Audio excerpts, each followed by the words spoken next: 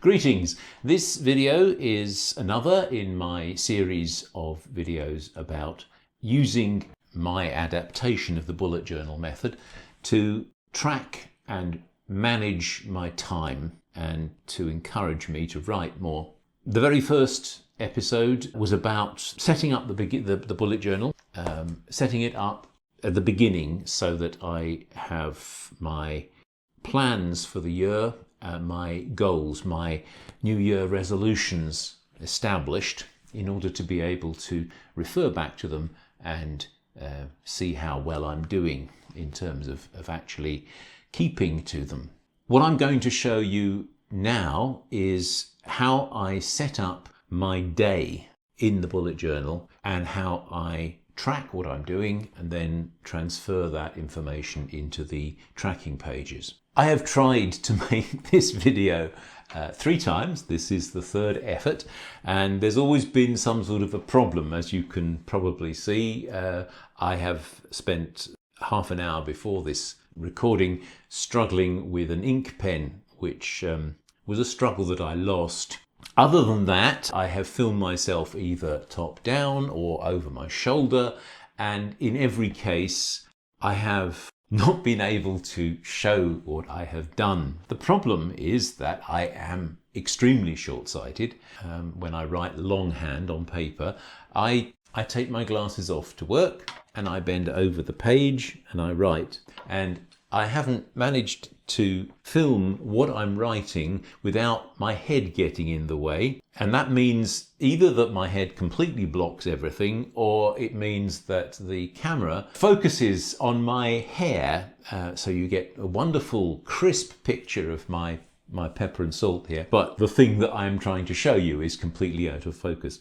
So, 3rd final effort, I'm going to record this talking to you, then I'm going to take a break, I'm going to fill out my page, take a photograph of it, and that still picture will be the one that I then talk through. We'll see if it works. I'm going to pick a day. The whole of this process started on the 19th of February, so we're going to pretend that this is the 19th of February, or rather, we're going to pretend that it is the night before, on the 18th of February, because what I do, the last thing at night before I go to bed, I open the page and I start a journal entry by writing the day and the date. So we're going to take Thursday the 19th of February. So we're going to write that. I'm going to take my glasses off. Partly box that in. Then underneath that, I record the list of things that I repeat daily. Instead of using a bullet for each of these, I use the letter R because they're repeating. So I start off with the date, Thursday the 19th of February, and underneath that, my list of repeated exercises. Under that is writing, come back to writing, and under that 2 read notes. One is read a book or read in a book, and the other is read something else. And then I have YouTube. For a very long time I struggled with myself about this. YouTube is my social media. It's the one I spend most time on, let's say. I spend too much time on it, and some of the time I spend on it is entertainment, some of it is learning. I learn a lot from YouTube. Some of it is thinking about how to present my own videos, and unfortunately some of it is also doom scrolling or disappearing down the algorithm's rabbit hole. My reasoning is that if I put it into this and I try and limit it to an hour a day, that might work. And finally, I have checked my emails and respond. If we then look at the writing, I have 4 items here, and it's usually only 4 items to begin with. These are the repeating things. I write morning pages. I try to write my morning pages every day, but I do find them useful in certain respects. I think I'm going to have to make a video about how I use morning pages. I will do that. The next thing I have is quarrying or notes. Quarrying is when I go back to my morning pages and take things out. things that I want to keep for some reason or other, and to write up. Notes are, of course, if I am reading something else and I make notes about that, or if I'm viewing a video and I make notes about that. Obsidian is my note-taking system. I use Obsidian Notes, partly because it's cross-platform. I can use it on Windows, I can use it on Linux, I can use it on Android. And finally, the final point here, creative/editing. This is where I record when I have been doing something creative, writing a script for a video, writing a novel, writing poetry, and also when I have been editing. I mean, editing often involves taking words out, but it sometimes involves putting new words in, so it's included here for that reason. So that's my repeated list. But then I also have other things that I need to include here. So I will include a few just to demonstrate. The items I have added here, the items with a ring and a time are appointments.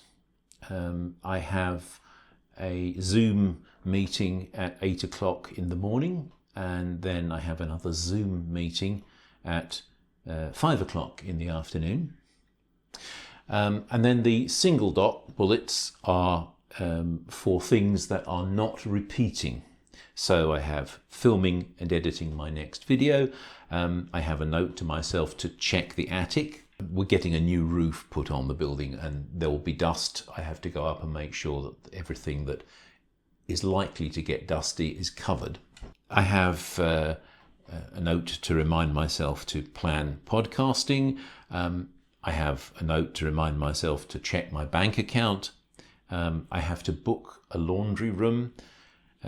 We have a shared laundry in this building. And then there's a note for my sister's upcoming birthday. So that's my to-do list. And that's what I do at the end of every day. Write this out, finish it, close the book, go to bed. The first thing that happens every morning when I get up, come out, and I record my sleep pattern. I went through a period of Great Depression some years ago, and one of the ways in which I learned to cope with myself after that was to be very particular about recording certain things. Sleep is one of those things, and the habit of recording the number of hours I slept, whether I got up in the night, that stuck with me, and I've carried it over into the bullet journal. Let's be real and check what I actually wrote on the 19th of February. I went to bed 10:40, a bit late. I got up at 5:40. I was up to the toilet at 3:15. Only once. It was a pretty good night, and I had 7 hours sleep. After I've recorded the number of hours I've slept, I will quickly eye through this and just see if there's anything particular I need to do. Now, I usually get up early. Getting up at 5:40 was a bit late for me. I try to get up at 4 o'clock or at 4:30. It gives me an hour and a half, 2 hours before my wife gets up. In that time, I write. What I usually do is I write my morning pages. Maybe I do some quarrying. I read a book. And after that, my morning exercises, and I have breakfast. I don't usually check back into the book until mid-morning, and then I fill out the things that I have done. So mid-morning, and I have completed my morning exercises. I completed the full set of morning exercises. I took my pills. I read in 2 books. I am currently reading a book called The Modern Fairies by Claire Pollard, and a book of essays about Irish story writing, and particularly about Irish biography writing, which was actually recommended by one of my commenters on this YouTube channel. I've also written my morning pages, been doing some quarrying, and have counted 400 words. Now, When I write longhand, when I do my morning pages, I write longhand. I don't count those as words written. I don't count words unless they are digital in the computer.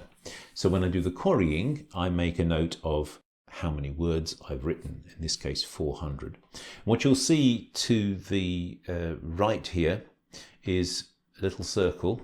That indicates that I spent an hour writing. So every little circle is an hour's writing. And in this case, it was an hour spent on my morning pages and an hour on my quarrying. I've also been reading in the London Review of Books. I received a subscription as a Christmas present from my sister. I haven't yet looked at any YouTube.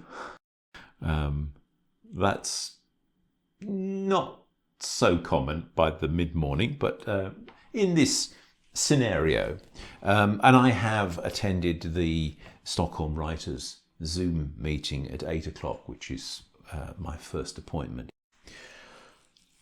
That's mid-morning check-in. After that, I probably don't look again at this until the afternoon, and perhaps not even then. By the end of the day, however, I will come back to this and I will complete the things that I've done and add to them. So, for example, as you can see here, I have climbed the stairs to the flat twice. I have written 600 words for my memoir, one of my creative exercises. That's 2 more hours writing. I have checked my emails and responded.